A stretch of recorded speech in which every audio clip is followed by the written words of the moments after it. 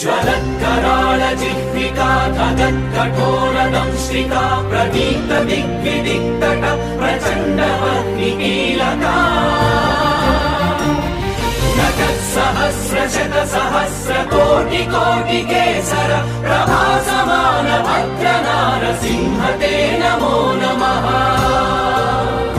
नारसिंह ते नमो नमः।